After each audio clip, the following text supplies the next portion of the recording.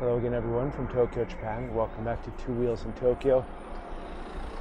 It's a beautiful autumn morning here in the city. It's Monday, November 4th.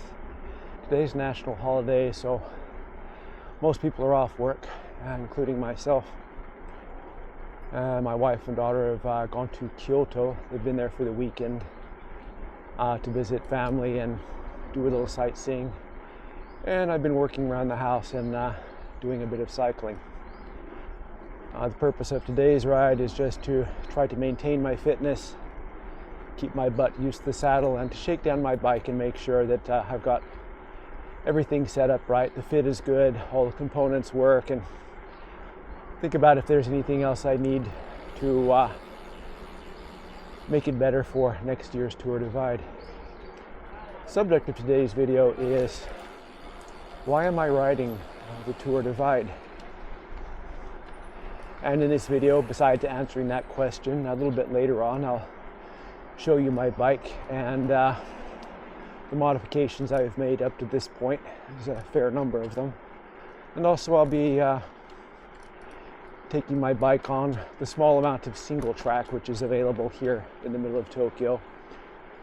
And it's just, it's nothing really thrilling or long, but it's enough to see how well the bike can roll over the rougher stuff. And it's a good way to test out the fork and the rest of the bike and see how it works. There's also some steep climbs and stuff around the park, small hills and things which I can try out and see how well it works. So those are some things I'll be doing in the video, and this one's probably going to be a long one, so maybe it's something you can watch if weather's bad or rainy, you need something to pass the time, and hopefully it's not too boring. So before I answer why am I riding the Tour Divide, it would probably help to know what is the Tour Divide. The Tour Divide is what they call an ultra endurance cycling race. It's a fairly old event, one of the oldest what they call bike packing events. It was originally a mountain bike race, and it was originally called the Great Divide Mountain Bike Race. The most extreme mountain bike race of its time, and still probably the most extreme what they call bike packing event nowadays. Now that bike packing seems to be a thing. The race starts in Canada, and it follows the Continental Divide Trail southward into the United States. It crosses the United States from north to south, and the finish is at the Mexican border, 4,300 and something kilometers after the start. We're about 2,700 miles. The conditions in the Tour Divide are quite extreme. Though it's June, in Canada the weather conditions can still be winter-like.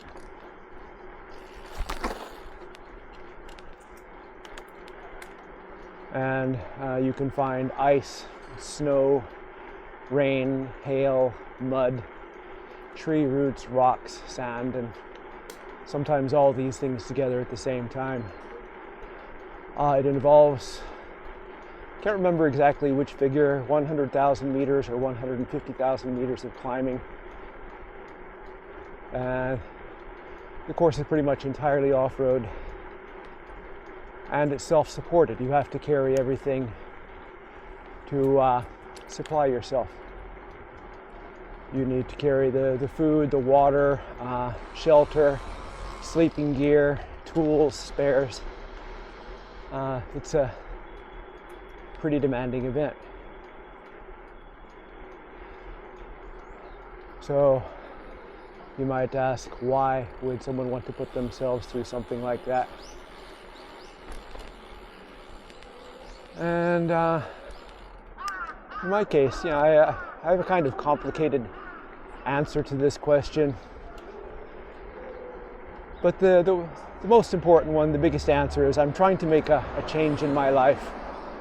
Kind of a commitment to make a better self. I've always been a reasonably fit person, active, I've never had any health issues or illnesses during my life, but over the last couple of years I've noticed that I'm not as healthy as I was when I was younger, nor am I as fit. And much of this is due to some serious side effects from my last COVID shot. After this shot, I began suffering from heart issues, elevated heart rate, irregular heartbeat. And it's quite frightening when you've never experienced this kind of stuff before, and you kind of think that you're healthy, fit, and you'll live to be 100, and then something like this just comes up and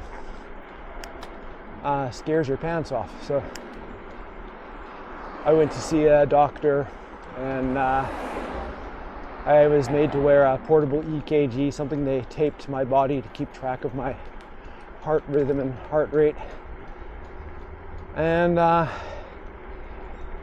they were saying that if the condition didn't improve, that they might have to put in a pacemaker or something like that. It was kind of shocking, but they put me on medication to try to get my heartbeat a little bit less irregular. And they recommend I do a little bit of exercise and try to do what I could to keep myself fit. So the regimen was basically continue the medication and exercise more. Other than cycling and skiing, I don't really like exercise. I hate going to the gym.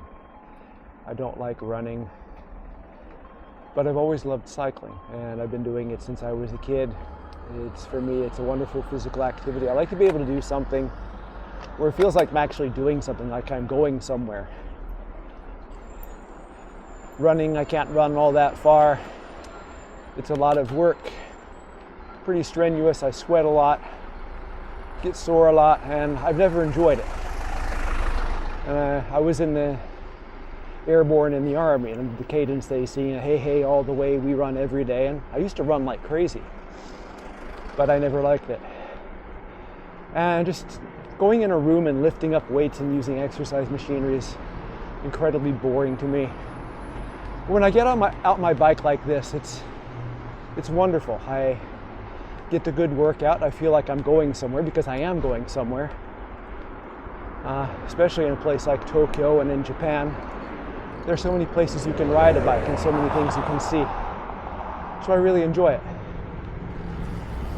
So at the beginning of this year, I got back on the bike and I began riding a little bit. First ride was maybe 10 kilometers or so, 6 miles. And then after that, as my butt got used to sitting on the saddle and got less sore, I started riding further and further. And through the spring, I rode pretty much any chance I got.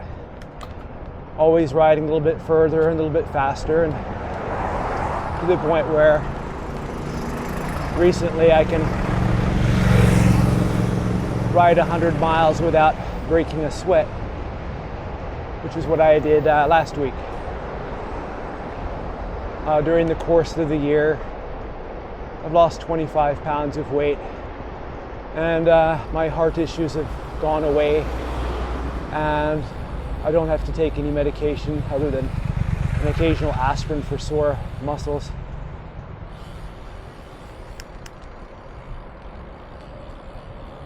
So cycling has been good for me. Maybe it saved my life or prevented me from having to wear a pacemaker, but it's definitely done me good. So what does this have to do with the Tour Divide?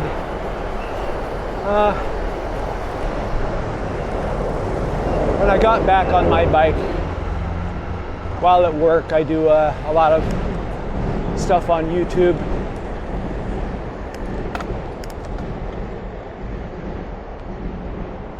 I have another channel besides this one, which I use to support my business, and it's a fairly big channel, and I'm frequently uploading content and replying to comments and things like that. So I spend a lot of time on YouTube, a little bit every day. I started watching a lot of cycling videos because I'm cycling, I love cycling, and I thought I would enjoy watching cycling videos on rainy days when I couldn't go out. And during these videos, that's when I learned about bike packing. So bike packing seemed like something really fun. Kind of more rugged and more interesting than just bike touring. Putting essentially a backpacking kit on your bike, a tent and sleeping bag and all that stuff, and riding out to the countryside, spending a night or two and then coming home. And so I put together a bikepacking bike.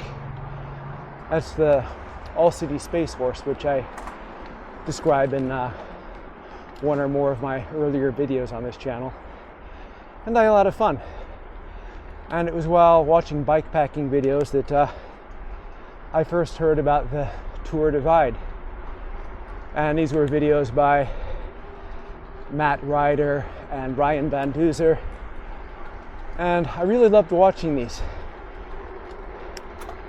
I enjoyed the scenery and the adventure and just the effort it takes to cover the distance and the terrain and everything. And it seemed like a wonderful way to challenge oneself and get a good life experience at the same time. I like Matt Ryder's videos. They're very interesting. He has a pretty good sense of humor, which makes the videos enjoyable to watch. And Ryan Van Duzer, of course, never misses any details. His videos are a good way to get a good look at what you'll see in the places where he rides.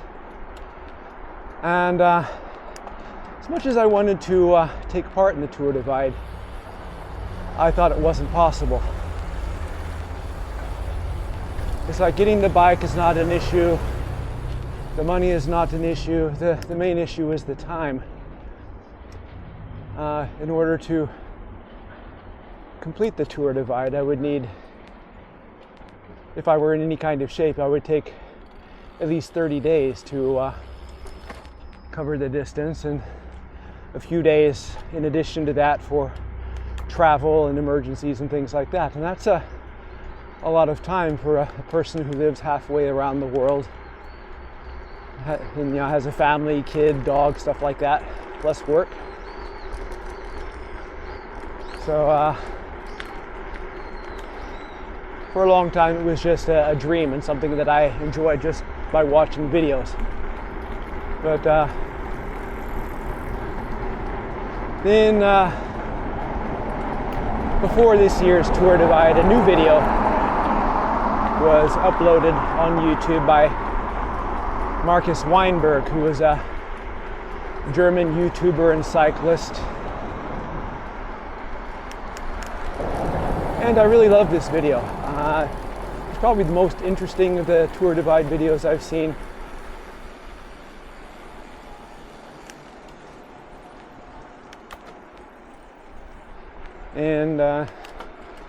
And it was in German, and believe it or not, that the video was in German was an important point.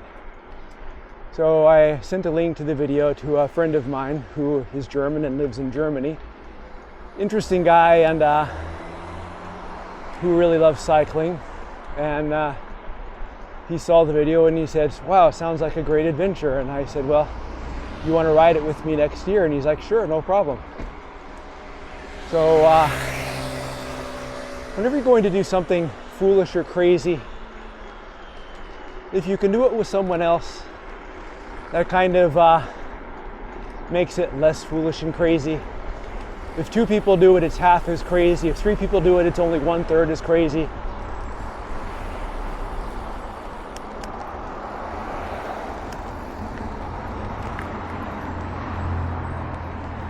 All right, up the hill.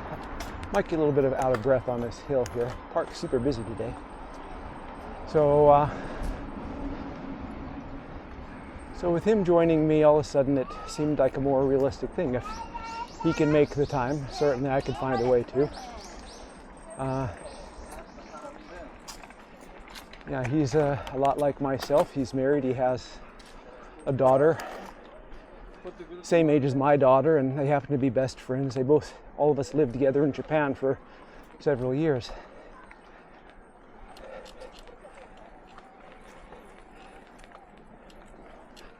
And so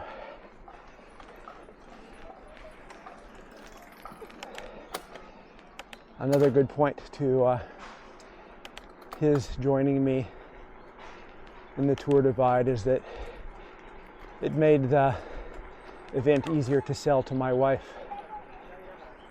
Now, when you're married, you live in something of a democracy where the spouses vote and agree on things. Generally speaking, if you're a man, your wife gets 90% of the votes. But with my friend joining me, that made my voting power somewhat stronger, largely because my wife really trusts my friend's judgment. He's a pretty interesting guy, good businessman, and if he could be persuaded to go, then certainly I can go too. So my only hope is that he doesn't back out somewhere along the way, because it'll be that much harder to justify going on this epic event. Next, cycling course is busy today. It's because it's a holiday. Normally it's closed. The cycling center is closed.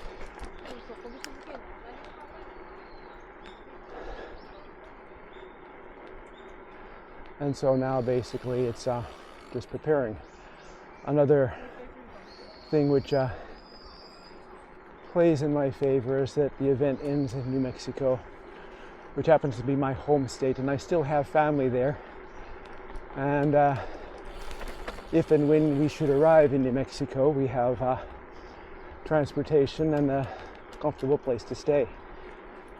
So what I hope to do is get my wife to rework our summer vacation to take place at the time I should be arriving in New Mexico at the end of the Tour Divide. Not going to be able to ride very fast today, I guess. There's too many people here.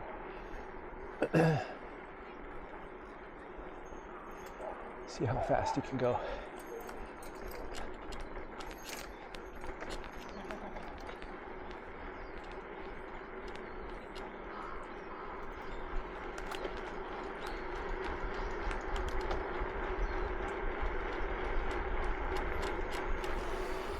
And it would be wonderful to be able to complete the Tour Divide within 30 days, enjoy a few days in New Mexico with my family, and then return home.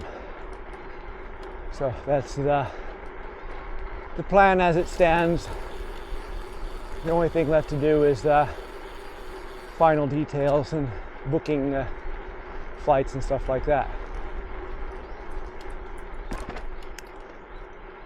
So the time was the most important thing when it came to arranging the Tour Divide, or competing in it, or riding it. I don't think I'm going to be much of a competitor. The next thing was the bike itself.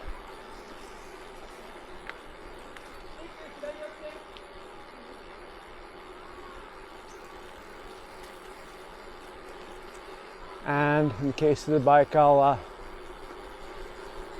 cover that next. Okay, so here is the bike. And this is a 2024 GT grade carbon gravel bike. This isn't the bike that most people use. I think there have been a few gravel bikes used in the Tour Divide in recent years, but most of the people go with something a little bit more different, I guess. The most popular bike in the Tour Divide is the Salsa Cutthroat, which is a carbon fiber bike, something between a mountain bike and a gravel bike. It features lots of tire clearance, reasonably lightweight, lots of mounts for attaching accessories and things like that. And that was my first choice. I really wanted to get a Salsa Cutthroat, but unfortunately they don't sell them here in Japan. They're not really a high volume or high demand item, I guess, especially outside America. And so the only way I could get one would be to order one from North America and have it sent out here. But unfortunately, the dollar-yen rate is very bad right now, making anything bought in North America much more expensive than it should be. And the cost of shipping is much higher now than it used to be. So I had to scratch that off of my list. The next thing I thought about was a hardtail mountain bike. And I began looking at hardtail mountain bikes here in Japan. And one good thing about living in Japan is they do usually have a fairly good selection of different kinds of bikes here. But unfortunately, I wanted something new, lightweight, in carbon fiber, something easily upgradable and in my size. But unfortunately, this isn't the 1990s anymore, and I couldn't find something I wanted in my size. So I ended up, I guess, abandoning the mountain bike idea and started looking at gravel bikes. Now, gravel bikes are a big thing nowadays. They're like the most popular genre of cycling, or a popular new genre. And many makers are manufacturing them, and not only are they making them, but they have them in different levels and grades and things like that, a wide variety of models. And I began looking at the different gravel bikes available on the market here in Japan. And one thing which I really needed in a gravel bike, if I were going to use it on the Tour Divide, was that it had enough tire clearance and that it used off-the-shelf parts, meaning that there was nothing proprietary on the bike, anything that would be hard to replace should I break down or suffer a failure or something like that. For example, this bike here uses a standard screw-in bottom bracket. And the bottom bracket is one of the parts which fail frequently in the Tour Divide.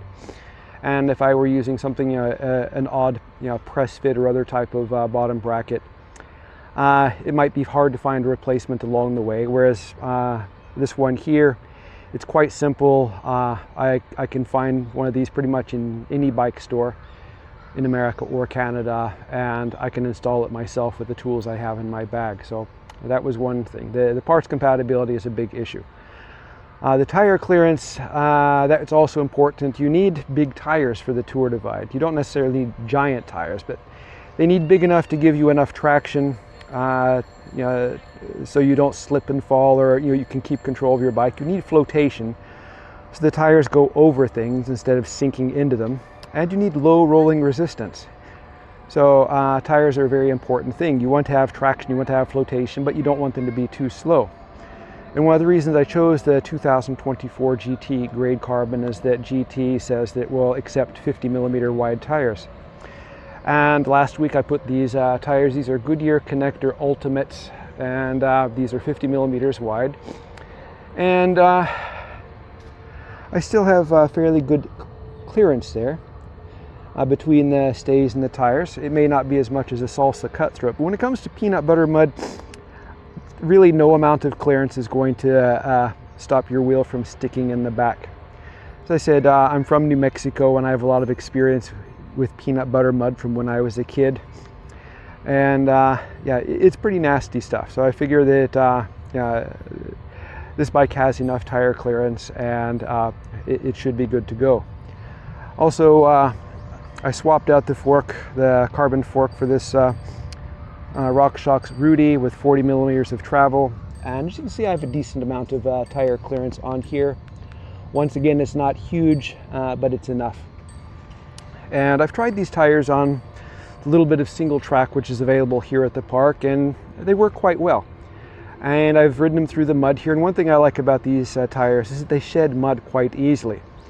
These replaced a set of 45mm Gravel Kings, which I had been running on this bike, and I really like the Gravel Kings, but the connectors, they roll a little bit faster and they're quieter.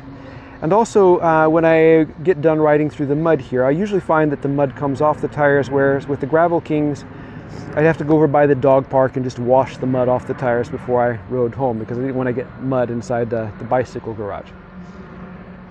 So the tires are a big deal. The next thing is weight.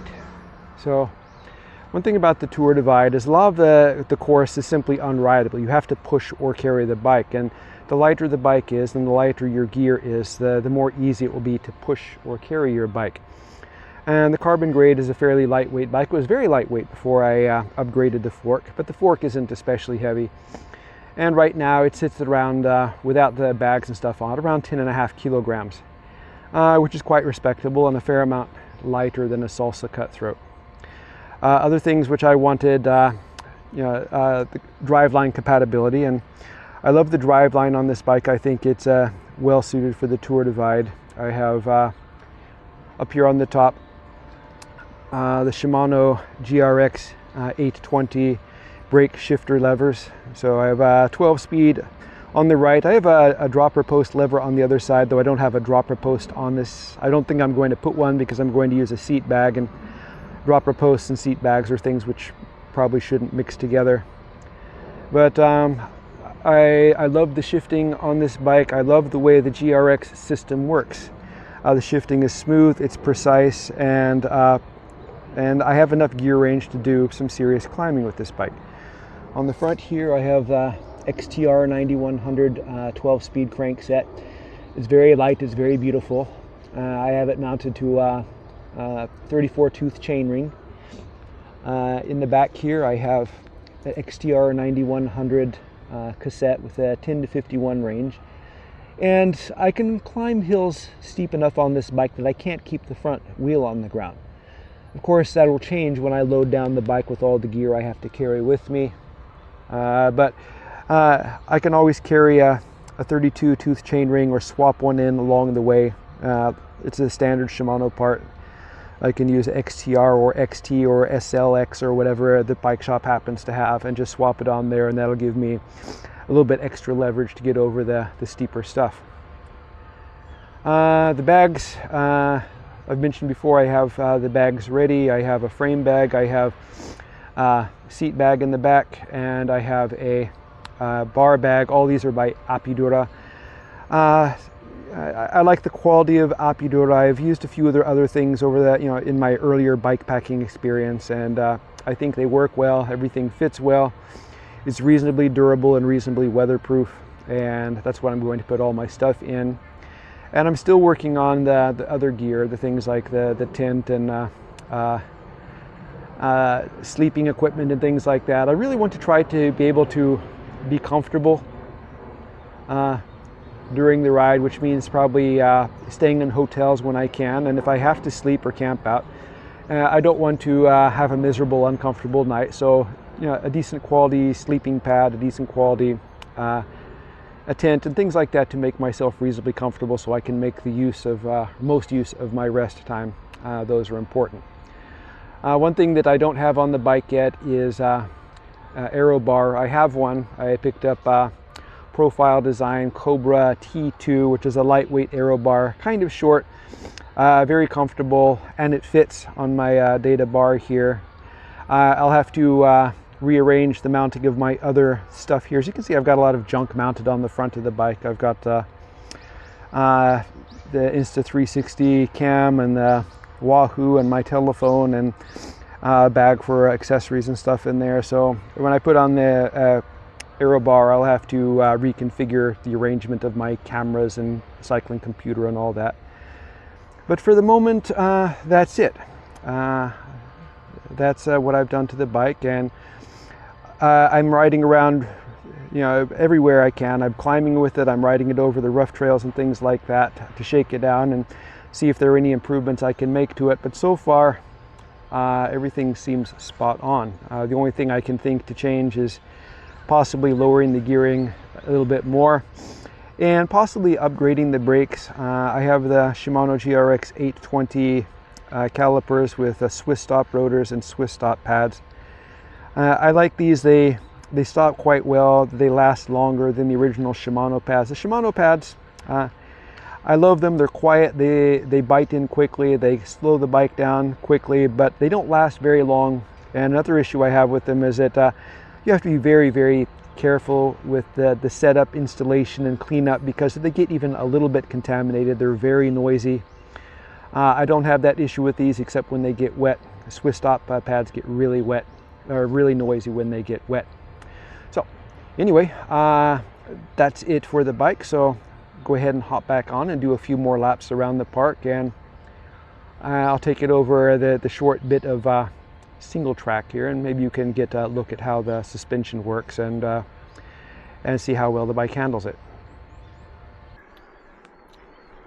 Righty, I'm back on the course here, and honestly, I've been riding at this park for years, especially this year, usually 2 or 3 times a week, and I've never seen a cycling course as busy as this.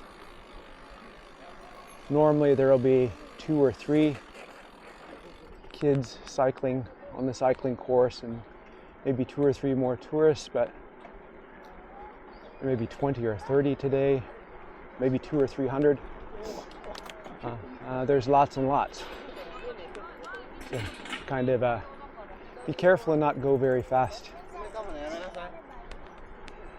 I think I have the 3rd all-time fastest time for cycling around this course. But I'm not going to be able to do that today. It's a beautiful autumn day here, and this is probably going to be one of the last nice days we have. Usually November we get a lot of rain and iffy weather. Toward the end of the month it starts to turn cold. It'll probably be the best time to practice for the Tour Divide, when it starts to get cold and wet and nasty here.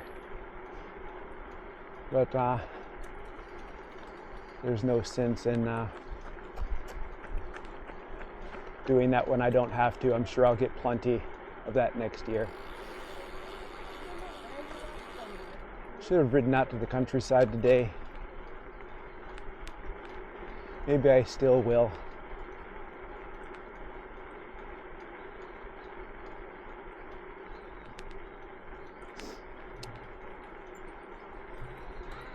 Whoa, close calls there. Yeah, I think it's a little bit too much to do much cycling around here today. Good thing is I can ride this bike pretty much anywhere.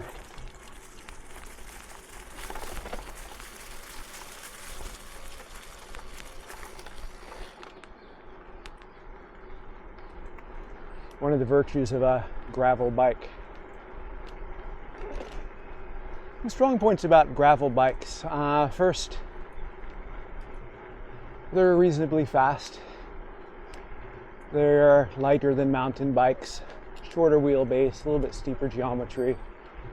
They have drop bars, and many of them have more road-friendly components on them.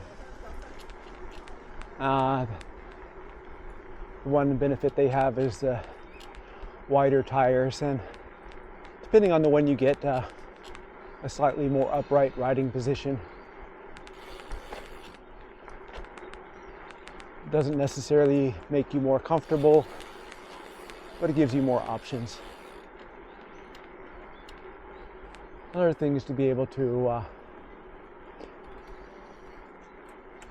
carry bags and accessories and bottles and things like that, more so than you can carry on an ordinary road bike.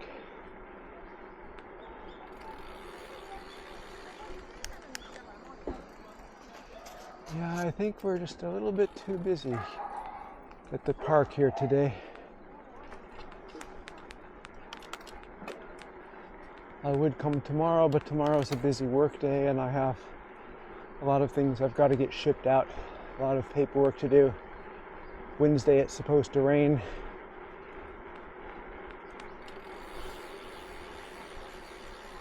Alrighty guys.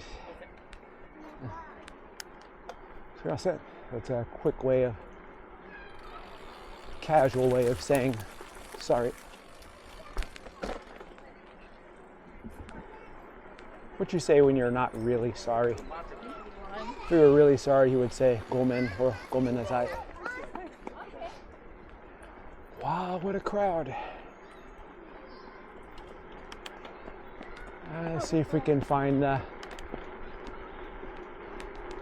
trail over here. They don't really have a mountain biking course here, but they do have a place for trail runners. I don't think they actually made it specifically like that. It's just the trail runners went and found a way around the perimeter of the park and used that for trail running.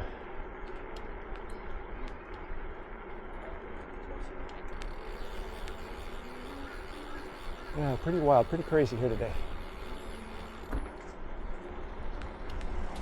Besides the crowds of Japanese people who love to come to Yoyogi Park on a nice day like this, we have tourists, and record numbers of them this year, taking advantage of the cheap dollar-yen rate, and also coming to a place which is more interesting than the usual places which have been popular with tourists.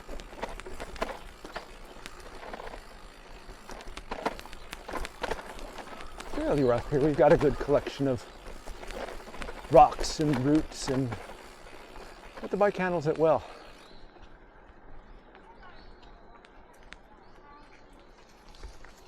Be careful with caterpillars. They have these poison caterpillars in this season, which hang down under the trees here. But as the weather gets cooler, they're less of a problem.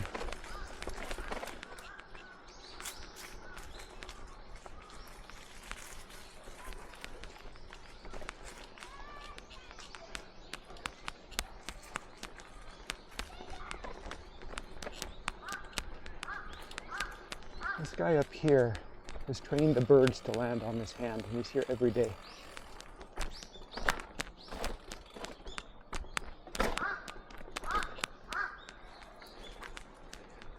Every day he comes here for 2 or 3 hours, and he sits there and he feeds the birds and trains them to land on his hand, and kids are pretty impressed by it. Over on my right are the grounds to the Meiji Jingu Shrine.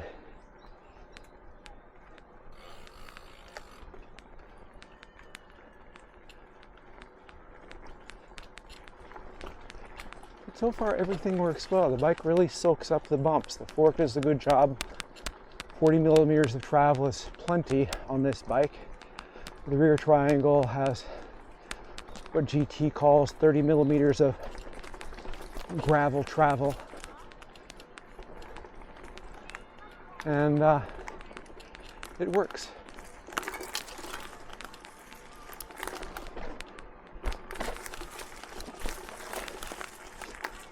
As soon as a tank.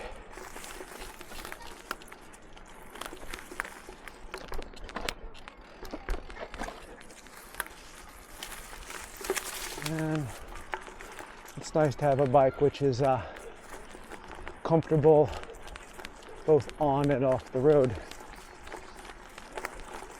While this isn't a dual suspension mountain bike, it's about as close as you can come to a real, I guess, dual suspension road bike. That's the word I'm looking for.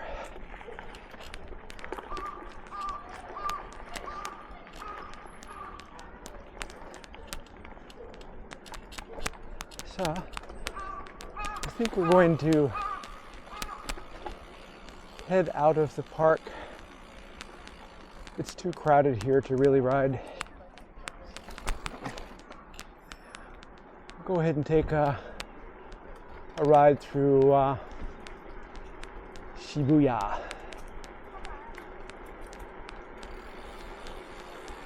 We're only 15 minutes away from Shibuya on foot if I walk quickly. Closer than that on the bike. It's not going to be any less crowded there, but At least I can ride on the street with the cars instead of dodging the people.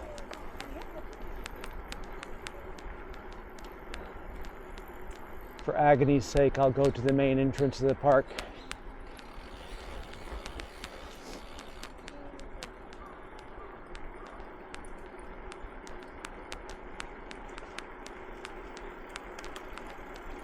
Wish I had time to ride tomorrow.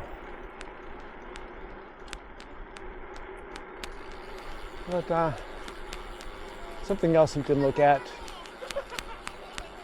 here at the park, which I'll stop at next, is an interesting part of Japanese history that not even a lot of Japanese are aware of.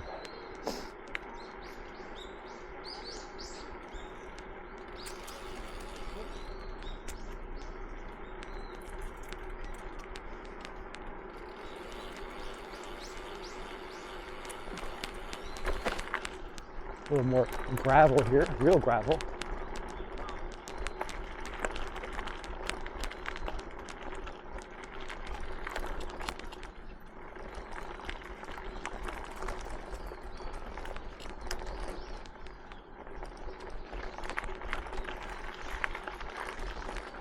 You wouldn't know by these hills and bumps and all this that at one time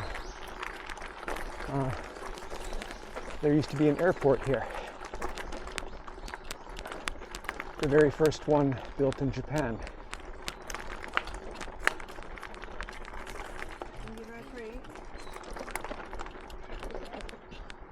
And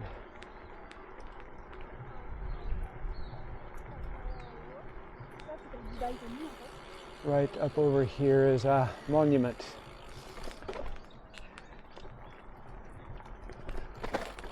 Over here on the right side.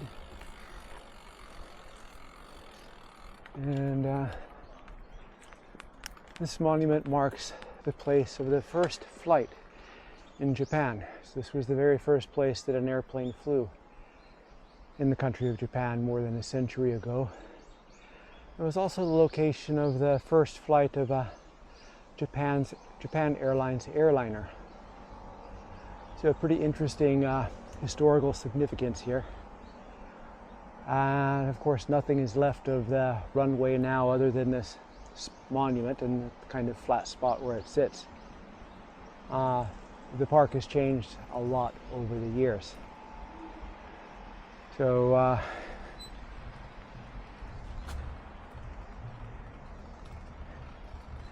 after the war, Yoyogi Park here became housing for the American occupation troops. And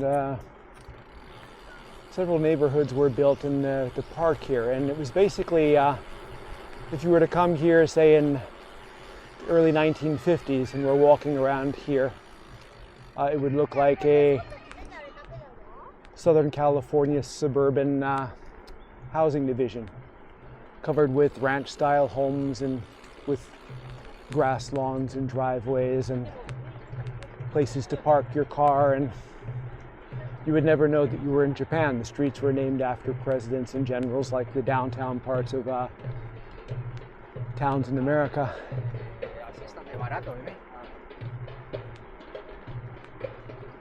And after the war, when America left and Japan regained its sovereignty, they removed all the homes, and I guess they used the debris to make the hills and landscape around the park and made it what it is today.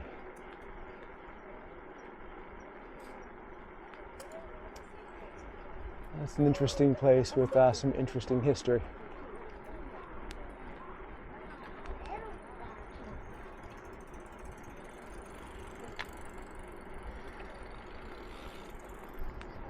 Yeah, if it was crowded back there, it's going to be much more crowded ahead. This is where most people come into the park. I may have to get off and walk like I did at Takeshita Street in my last video.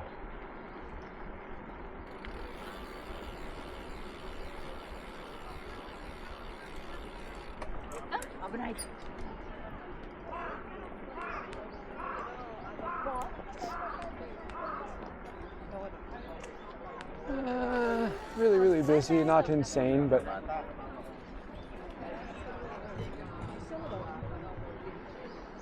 big base.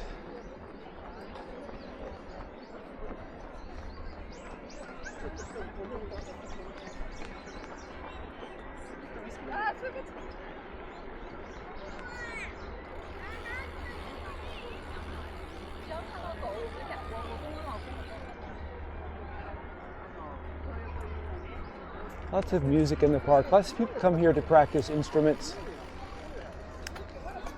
They usually can't do it easily at home because the apartments here, especially the older ones, are not very large and they're not very soundproof. So if you want to play your horn or another loud instrument, you can bring it here to the park and practice.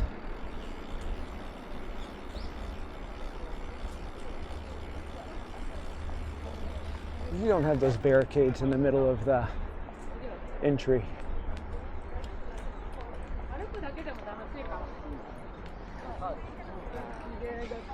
Not everything here has changed for the better. Some years back, they used to have a lot of music here in this round square at the park. Listen to 50s music and watch the Japanese men and women pretending to be 1950s Americans and dancing to the music. It was fun to watch.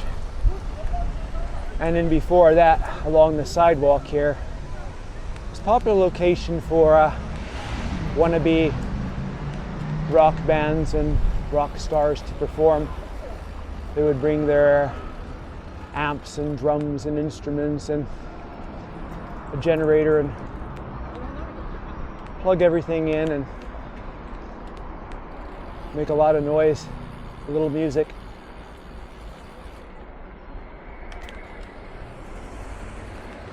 All right, downhill.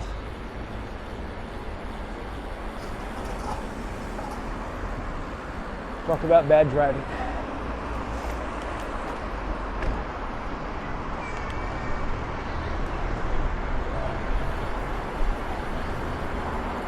Yeah, I don't want to be walking around Omotesando today. It's just way too busy.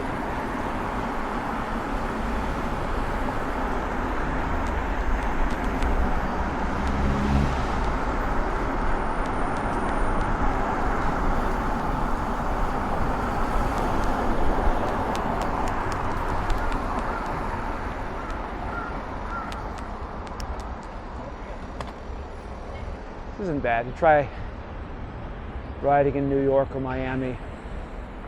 There's actually real traffic. Cycling around here is pretty easy. I used to love to play in the traffic with the cars on my bike. Luckily, I'm still alive. Knock on carbon fiber.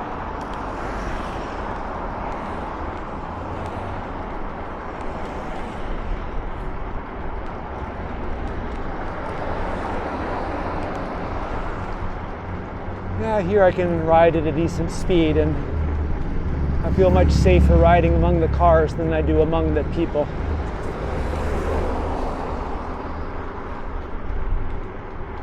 A lot of like outdoor goods stores around here, North Face, Keen, Patagonia, Rafa, Arc'teryx, pretty much all of them.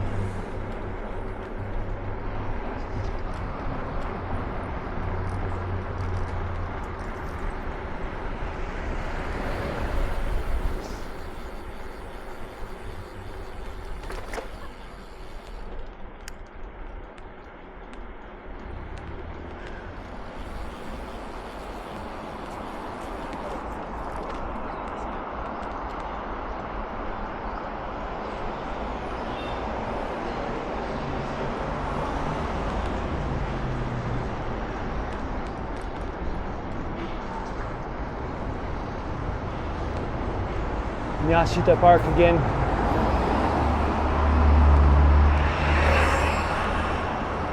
All these brand stores here, Prada, Gucci, Balenciaga, Louis Vuitton. These are like the most common shops in Tokyo.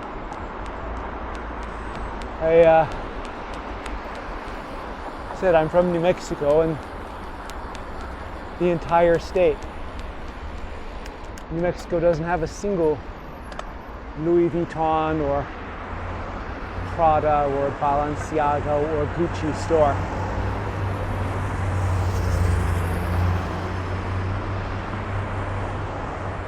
I think these are mostly for the tourists. The local people like them, but I don't know, I don't wear that stuff. Not often. Sometimes I get such things as gifts and go out to dinner or something. It's nice to have them to wear, but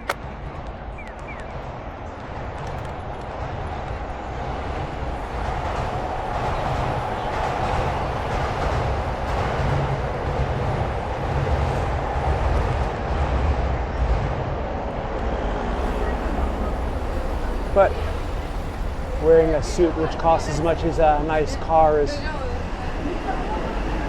beyond my budget nowadays.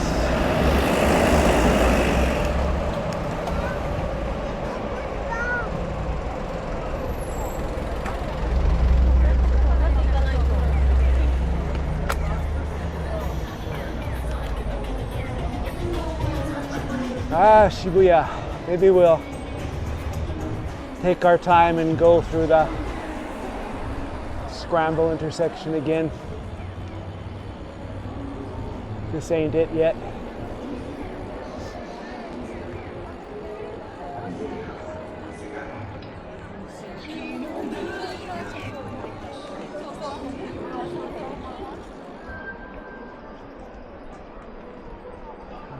It's up ahead there.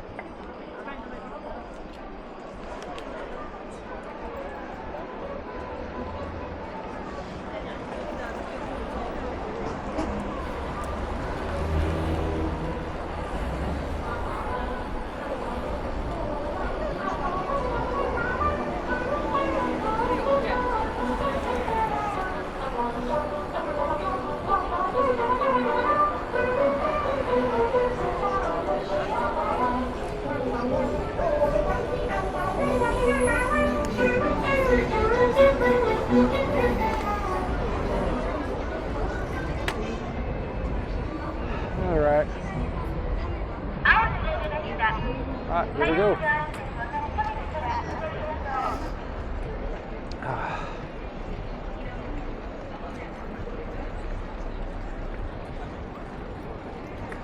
If you think this is busy, you should come here on Halloween. That was only last week.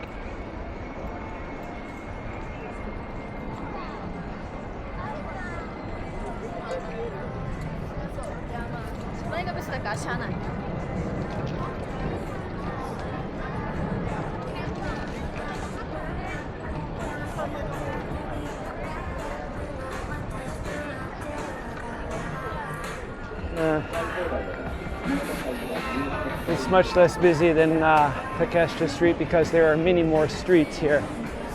Many more people here, but many, many more streets.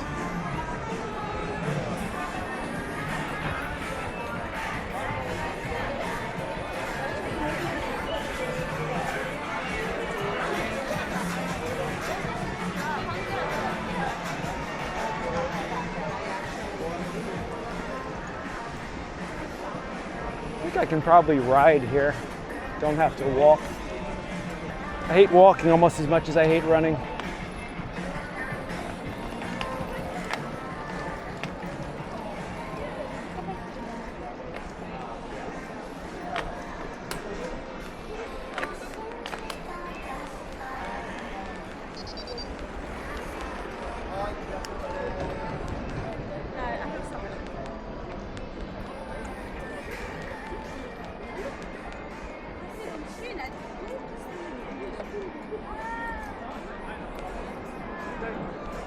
It's like one of the times I don't like having clipless pedals.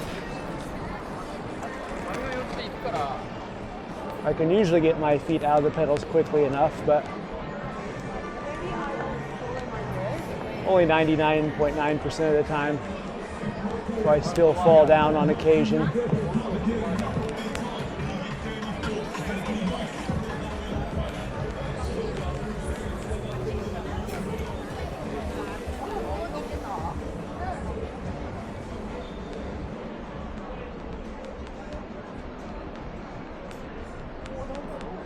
Smells good around here. There's so many kinds of food.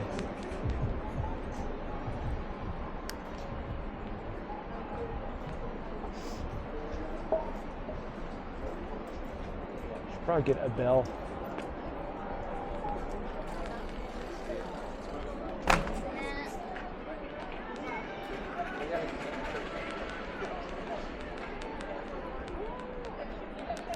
Way up at the end of the street here used to be Outback Steakhouse.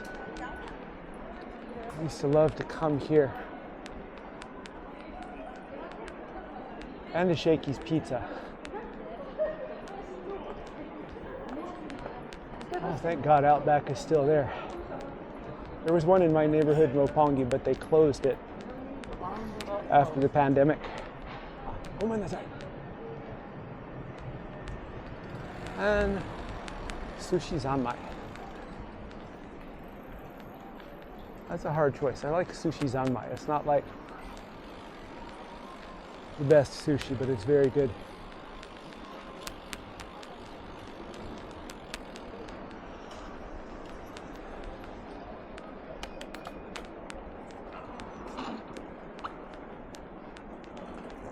Up ahead on the left, up at the top of the hill, is Mont Bell store, where I like to go for some of my bike packing stuff.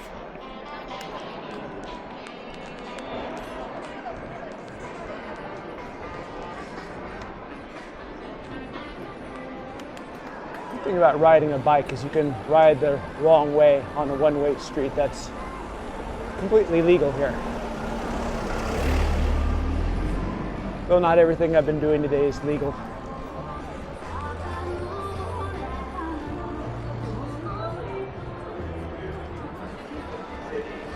So many good places to eat here.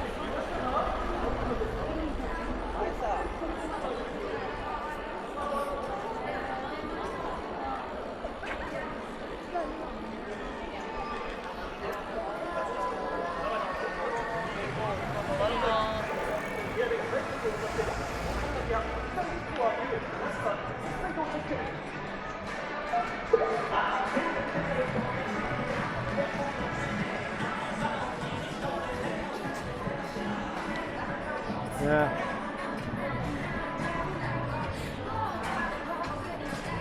When you come here at night to Shibuya, it is said that about a third of the people you see here are prostitutes. Something you might find surprising, or maybe not.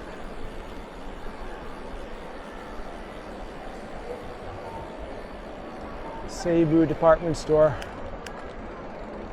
I used to come here with my wife because there are things that she said she could only get at this Seibu store. It was hose or something like that she couldn't get anywhere else. In those days I didn't mind coming to Shibuya so much. It's kind of fun here, but after a while the crowds start to get a little old. And riding through Shibuya becomes a little less fun.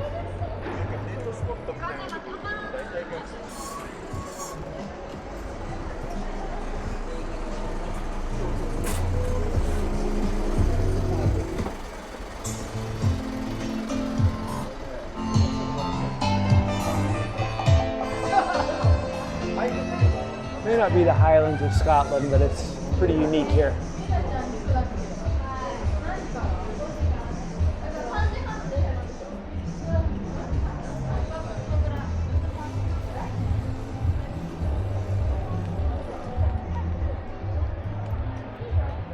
We have Shibuya's version of the Golden Gai, the last old drinking district in the city from the Showa era.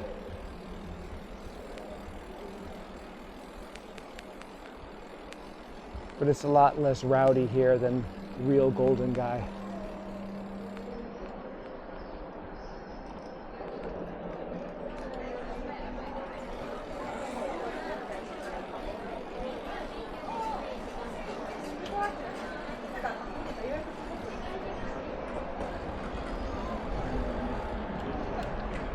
Hello Kitty, 50th anniversary.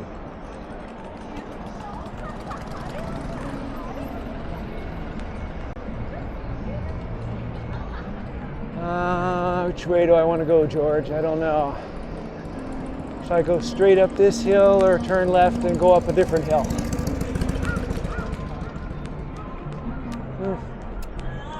I'll go left. Go back through Omotesando and go back by way of Aoyama.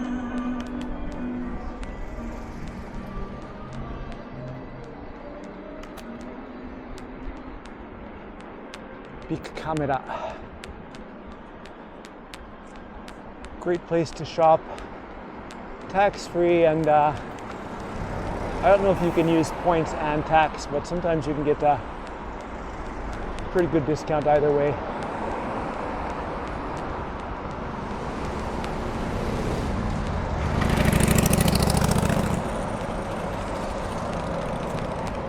Always wanted a Harley.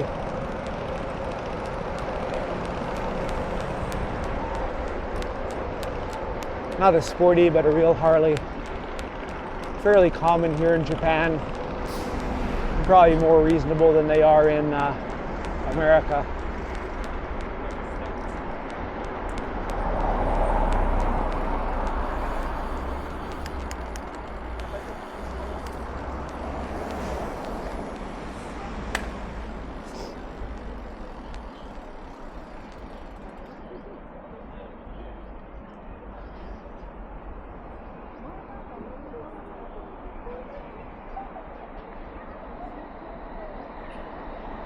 I usually come this way every Saturday because I take my daughter to ballet class in this neighborhood. And then I go to the McDonald's and have lunch while she's taking her ballet class.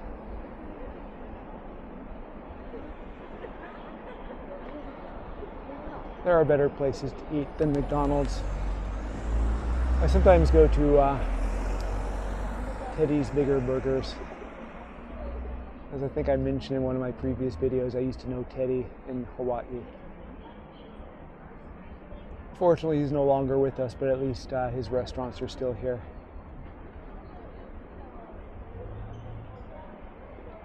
He has one here, and I believe he has one in Osaka or Hiroshima, somewhere like that.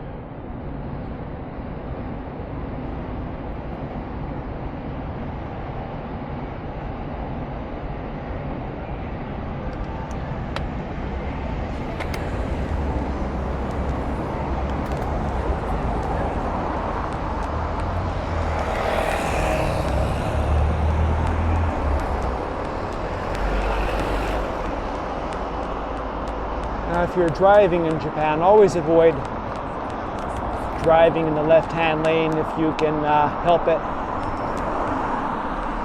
First, it makes it easier for us people who ride bicycles, and also you're less likely to be doored by a car here or cut off by a taxi.